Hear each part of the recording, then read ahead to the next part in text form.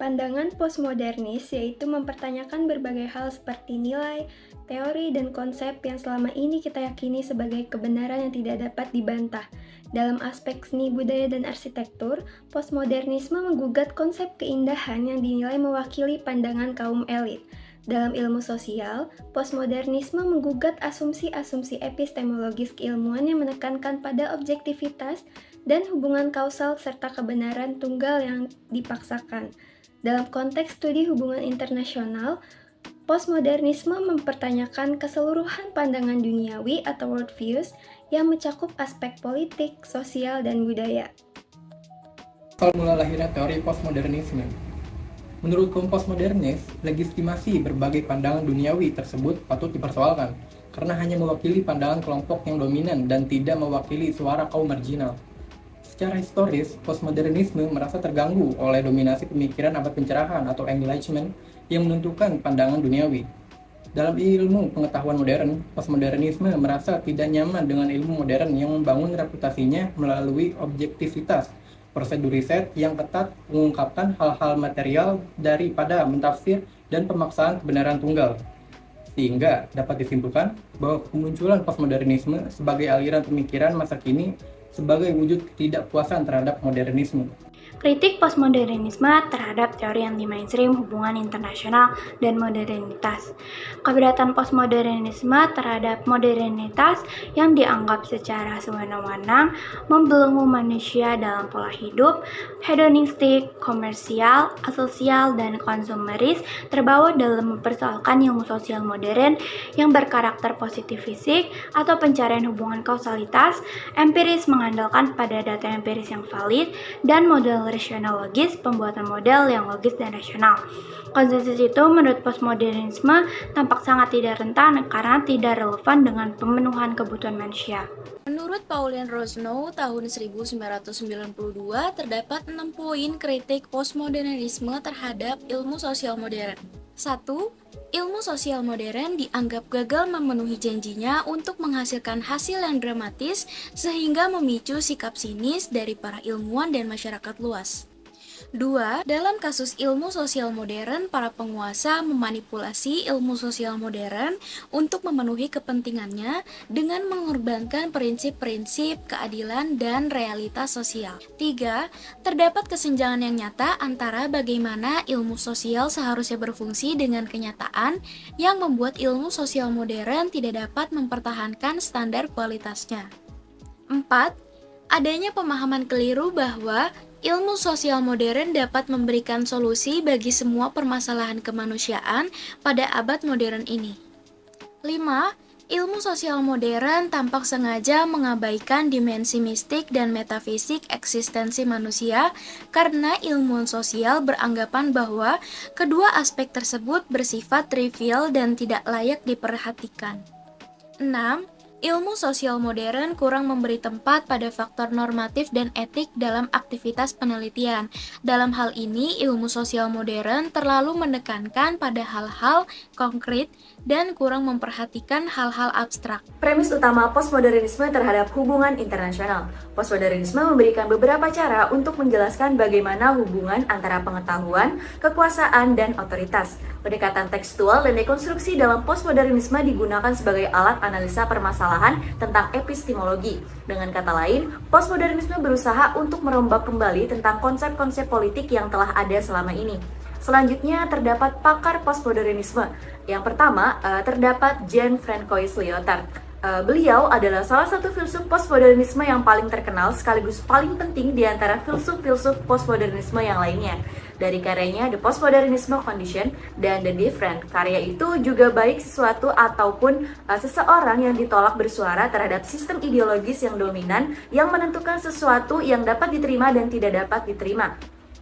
Pemikiran Lyotard tentang ilmu pengetahuan dari pandangan modernisme yang sebagai narasi besar seperti kebebasan, kemajuan, dan sebagainya, kini menurutnya mengalami permasalahan yang sama seperti abad pertengahan yang memunculkan istilah religi, nasional kebangsaan, dan kepercayaan terhadap keunggulan negara Eropa. untuk saat ini tidak dapat dipercaya atau kurang tepat kebenarannya.